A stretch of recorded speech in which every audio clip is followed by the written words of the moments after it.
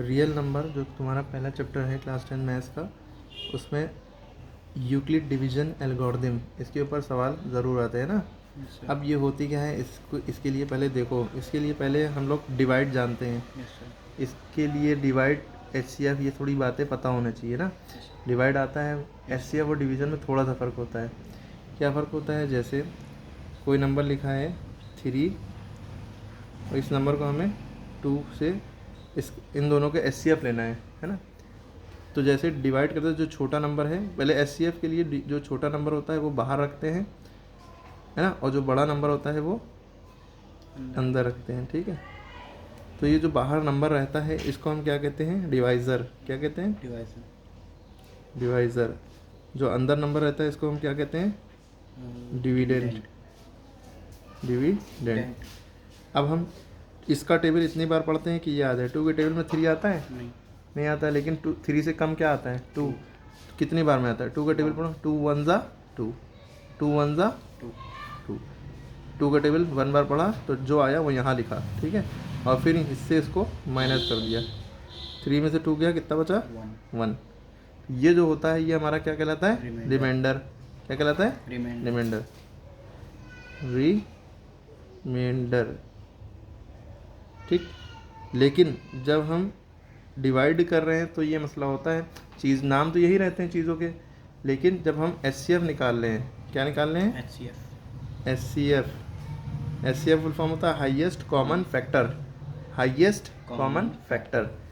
इस केस में जो हमारा ये जो रिमाइंडर बचता है, जब तक ये ज़ीरो नहीं हो जाता, जब तक कि हम सवाल को कंटिन्यू रखते हैं, ठीक है, तो ये हमारा रिमाइंडर क्या बन जाएगा, डिवाइज़र बन जाएगा, और ये वाला जो डिवाइज़र था वो डिविडेंड बन जाएगा, ठीक है। क्लियर है। Yes sir. और ये वाली लाइन यहाँ पे आ गई, ठीक है। तो 1 का टेबल इतनी बार पढ़ो 2 आ जाए, 1 2 जा 2, 2 बार में क्या आ गया, 2। 2 में से 2 गया 0। जैसे ही हमारा रिमाइंडर 0 हुआ वैसे ही सवाल ख़त्म। लेकिन आंसर क्या आया, एचसीएफ क्या आया, एचसीएफ 2। गलत। एचसीएफ हमारा जो ये जो नंबर बचता है लास्ट में, यस सर। डिवाइज़र जो बचता है, लास्ट डिवाइज़र ही हमारा एचसीएफ होता है, यानी कि एचसीएफ हमारा हो गया 1। अगर डिवाइड कर रहे होते, आंसर पूछते, तो यही आंसर होता, यही पॉइंट लगा के 0 बढ़ के हो जाता। लेकिन एचसीएफ कर रहे हैं तो आंसर हमारा लास्ट डिवाइज़र होता है, जो कि इसके लिए रिमाइंडर था, लेकिन ये आगे के सम के लिए ये डिवाइज़र बन चुका है, ठीक है। तो ये आंसर ना होके ये आंसर होता है, ठीक है।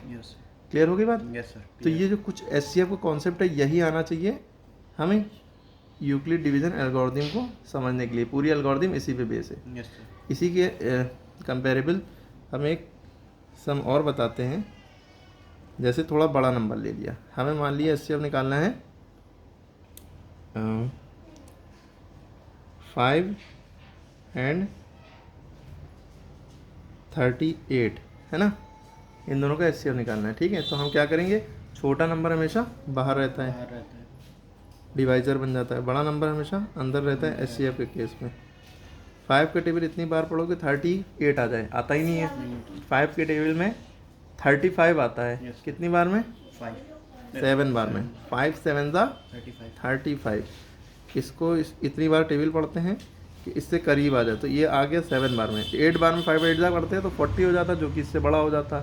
तो 5 7 जा 35 बार। जब हम इसमें से माइनस करेंगे, 8 में से 5 गया, 3 बचा, 3 में से 3 गया 0, ठीक। तो ये हमारा रिमाइंडर बचा था 3। 0 चाहे लिखो चाहे ना लिखो, चाहे क्रॉस बना दो उसकी जगह। अब ये क्या हो जाएगा हमारा, पॉइंट लगा के 0 नहीं बढ़ाएंगे क्योंकि एचसीएफ कर रहे हैं ना। तो ये रिमाइंडर हमारा डिवाइज़र बन जाएगा, और ये डिवाइज़र हमारा, ये डिवाइज़र हमारा डिविडेंड बन जाएगा, ठीक। 3 के टेबल में 5 नहीं आता, लेकिन 3 के टेबल में 3 आता है, कितनी बार में, 1 बार में। 3 1 जा 3। फिर माइनस करेंगे, 5 में से 3 गया 2 बचा। अब ये जो हमारा 2 बचा, अभी 0 नहीं आया, फिर ये डिवाइज़र बन जाएगा, और अब की डिविडेंड क्या रहेगा, ये वाला 3। जब यहाँ पे पहुँचे थे तो ये वाला डिविडेंड रहेगा, यहाँ पे पहुँचे तो ये वाला डिविडेंड, ये नंबर डिविडेंड बन गया, ठीक है। 2 के टेबल में 3 नहीं आता, लेकिन 2 आता है 1 बार में। 2 1 जा 2, कितना बचा, 1, ठीक है। 1 हमारा जो रिमाइंडर बचा, ये डिवाइज़र बन गया, जब तक 0 नहीं आएगा तब तक यही करते रहेंगे। 1 डिवाइज़र बन गया, ये वाला 2 डिवाइडेड बन गया। जो लास्ट डिवाइज़र होता है वही डिविडेंड बनता है। 1 के टेबल में 2 आता है, 2 बार में 1 2 ज़ा 2। अब 2 में से 2 गया 0। अब हमारा SCF क्या आया, अगर हम पूछें SCF क्या है, तो ये हमारा जो ये लास्ट डिवाइज़र है वो SCF है, ना कि ये 2। क्लियर होगी बात? तो ये सारी बातें पता हैं, ये डिवाइज़र होता है, ये डिविडेंड, ये रिमाइंडर। लेकिन SCF के केस में ये डिवाइज़र बनता जाता है जब तक कि यहाँ रिमाइंडर 0 ना बचे। जैसे ही रिमाइंडर 0 हुआ वैसे ही ये हमारा आंसर हो जाता है, ये ना कि ये। ठीक है, ये आंसर है। क्लियर है? तो जब हम लोग जैसे बचपन में डिवाइड करते थे, या बच्चे डिवाइड करते होंगे, आप लोग भी डिवाइड करते होंगे, तो ये चीज़ जानते थे कि जो एक फार्मूला होता था डिवाइड के सवाल को चेक करने का कि हमारा डिवाइड का सवाल सही है कि गलत है, वो फार्मूला याद होना चाहिए। वो फार्मूला क्या होता है? Dividend equal to divisor into quotient plus remainder. याद आया? ये फॉर्मूला होता था, dividend equal to divisor into quotient plus remainder. Dividend किसे कहते हैं? जो सबसे बड़ा नंबर होता है, जो बीच में होता है। इसमें डिविडेंड क्या है? ये जो बीच में होता है ना, तो डिविडेंड की तरफ हमने डिविडेंड रख दिया 3। डिवाइज़र क्या है? जिससे डिवाइड करते हैं, जो बाहर रहता है ना, जिसको डिवाइड करते हैं वो डिविडेंड है ना, जिसको डिवाइड करते हैं वो डिविडेंड, जिससे डिवाइड करते हैं वो डिवाइज़र। जो आंसर आता है वो क्वोशंट, जो बचता है नीचे शेष वो रिमाइंडर। ठीक है, तो डिवाइज़र ये हो गया। डिवाइज़र क्या है हमारा? 2 है ना। क्लियर है? क्वोशंट हमारा क्या है? जो हमारा आंसर आता है यहाँ पे 1, ये हमारा क्वोशंट हो गया। और प्लस रिमाइंडर हमारा क्या था? यहाँ पे 1 बचा था पहले। अगर हम इतने पोर्शन में देखें, जो हमारा ये 1 बचा था, ये हमारा रिमाइंडर था ना, ये हो गया हमारा रिमाइंडर। क्लियर होगी बात? तो 2 1s are 2 प्लस 1, 2 और 1 3 हो गए। LHS में भी 3 है, RHS में 3 है, यानी हमारा सवाल सही था। लेकिन ये जो चीज़ है ये डिवाइड एंड चेक के लिए है। यही चीज़ अगर आप Euler theorem Euclid division algorithm लगाएं इसमें, तो ये कैसे होगी? तो ये बात यहाँ पे समझिए। जब यूक्लिड डिवीजन एल्गोरिथम की हम बात करते हैं, तो ये जो डिविडेंड होता है, ये जो हमारा फॉर्मूला है ना, डिविडेंड इक्वल टू डिवीज़र है ना, divisor into quotient plus remainder है ना। तो डिविडेंड जो होता है इसको A मान लिया जाता है, और डिवाइज़र जो होता है इसको B मान लिया जाता है, और क्वोशेंट हमारा Q हो गया, और रिमाइंडर हमारा R हो गया। A बराबर B into Q plus R है ना। इसी चीज़ को ऐसे लिखा जाता है। ठीक है, बुक में आप देखेंगे ये लिखा हुआ है। अब मुद्दा ये है कि जो A होता है हमारा डिविडेंड होता है, ये हमें याद रखना, B हमारा डिविज़र। हाँ, इसमें A B Q R की जगह कुछ और भी लिख सकते हैं, लेकिन ये ज़्यादातर बुक्स में लिखा रहता है। लेकिन इसका मतलब समझिएगा कि A डिविडेंड होता है, B डिवाइज़र होता है, Q क्वोशेंट होता है, R रिमाइंडर होता है। अब जब हमने सवाल यहाँ तक किया, इतना जब हमने किया था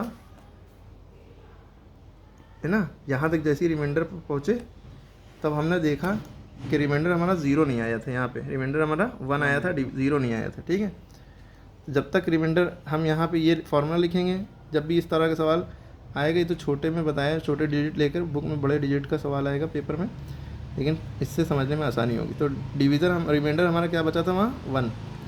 R बराबर 1 बचा था, जो कि R नॉट इक्वल टू 0 है, यानी कि R 1 के बराबर है, 0 के बराबर नहीं। जैसे ही 1 के बराबर 0 के बराबर नहीं आया, तो ये जो रिमाइंडर हमारा आया था यही हमारा डिवीज़र बन जाएगा। रिमाइंडर विल बिकम, अभी हमने ऊपर बातें बताई ना, remainder will become divisor. Remainder क्या बन जाएगा? डिवाइज़र बन जाएगा।